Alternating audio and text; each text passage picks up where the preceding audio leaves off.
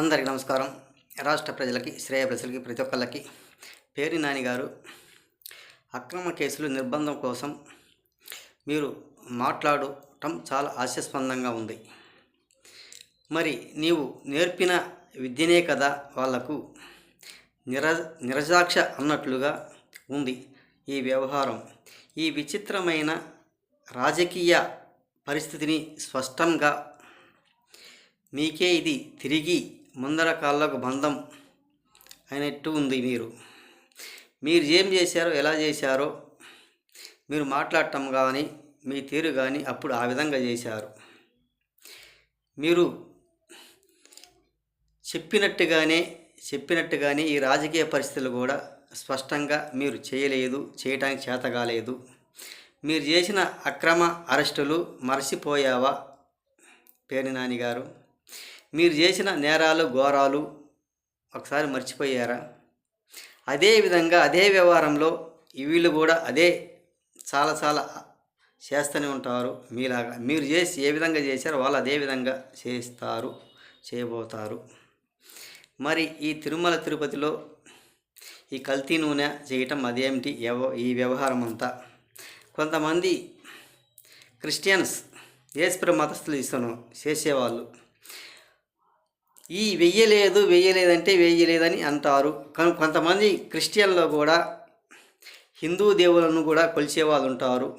కొంతమంది చర్చికి పోయే వాళ్ళు ఆ విధంగా అంటారేమో కానీ ఎవరు కూడా అనరు. ఇది ఏంటంటే ప్రతి ఒక్కళ్ళు కూడా స్పందించి మాట్లాడేది. ఇది చాలా మంచిది కూడా కాదు. ఒక్కసారి తెలుసుకోండి.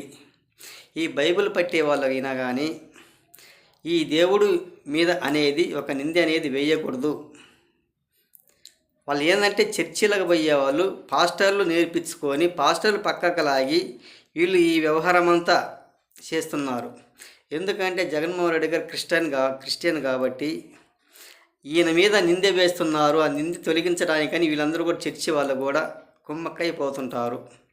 అలాగేం లేదు, జరిగినట్టే చెప్తున్నారు. తిరుమల తిరుపతి దేవస్థానంలో కల్తీ కలిసిందని. మరి అది ఏ విధంగా కలిసిందో, ఎలా కలిశారో, మరి కావాలని చేశారా కాకుండా చేశారా అనేది పైన భగవంతుడు తెలుసుద్ది అనేది కొంచెం తెలుసుకొని క్రిస్టియన్ మతస్థులు, ఈ బైబిల్ వారు, దేవుడు అంతా ఒకటే, సృష్టికర్త అంతా ఒకటే. ఈ చర్చిలు వెళ్ళే వాళ్ళు దేవుళ్ళను పంచుకొని ఈ పుట్టుకతో వచ్చిన వాళ్ళు ఈ కులాలు మతాలు వాళ్ళే వేరుబంధకాలు చేసుకొని ఈ చర్చికి వెళ్ళే పాస్టర్లు దోతల్లాగా అవధూతల్లాగా వేరుపాటకం చేసుకొని ఈ దేవుడు వేరు ఆ దేవుడు వేరు అంటారు.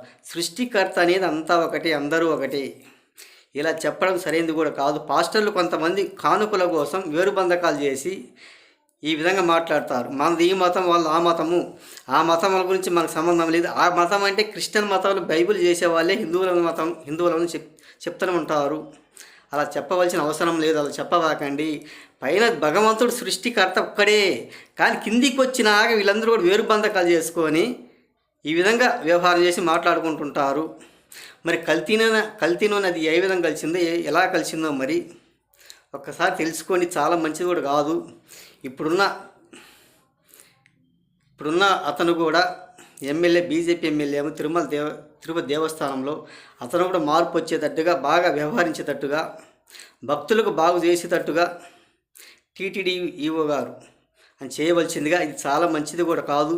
పోయిన తరంగా జరిగిపోయింది ఇంకా దాన్ని కలిపేసేయండి, దాన్ని బయటికి తీసుకురాబట్టి కరించన్న ఈ ఉన్న టీటీడీ ఈవో గారు బాగు చేయవలసిందిగా, భక్తులకు బాగా ఉండవలసిందిగా, అన్ని ప్రసాదాలు కానీ వాళ్ళ క్యూల లైన్లలో కానీ ఏమేమి కావాలన్నా కానీ వాళ్ళకు ఆకలి తీరేటట్టుగా చేయవాలి. కానీ ఒక రాజకీయ కక్షపూరితం మాత్రం పెట్టుకోకుండా వాళ్ళు ఇట్ట చేశారు వీళ్ళు ఇట్ట చేశారు అని మాత్రం అనవలసిన అవసరం లేదు. పేర్ని నాని గారు కొంచెం మారండి. మీరు ఈ తిరుపతి దేవస్థానంలో ఏ విధంగా చేశారు, ఎలా చేశారు, కొంచెం మీరు ఎందుకు చేశారో అనేది తెలుసుకోవాల్సిందిగా రాష్ట్ర ప్రజలకు, శ్రేయోభిలాషులకు ప్రతి ఒక్కళ్ళకి ఇటువంటి మూర్ఖత్వం రాజకీయాలు మాత్రం మానివేయండి. ఇటువంటి సైకో రాజకీయాలు మాత్రం మానివేయండి. మీరు చేసిన పనితనము కానీ ప్రతి ఒక్కరు కూడా పోయిన 5 సంవత్సరాల్లో ప్రతి ఒక్కరు కూడా చూశారు. అమరావతి రైతులను ఏ విధంగా చేశారు, ఏ విధంగా ఏడిపించారో, బెదిరించి భయపెట్టి ఆ విధంగా ఒక్కసారి ఆలోచించుకోవాల్సిందిగా ఈ వైసీపీ ఎమ్మెల్యేలు, ఓడిపోయిన వాళ్ళు, ప్రతిపక్షం కూడా లేని వాళ్ళు అని తెలుసుకోవాల్సిందిగా కొంచెం మారండి మీరు. ఈ మూర్ఖత్వం రాజకీయం అనేది అని తెలుసుకోవాల్సిందిగా ఈ టీటీడీ ఈవో కూడా ఇటువంటి పనికిమాలిన పనులు చేయబాకండి అని తెలియజేస్తూ రాష్ట్ర ప్రజలకి శ్రేయోభిలాషులు ప్రతి ఒక్కళ్ళకి హృదయపూర్వక ధన్యవాదాలు.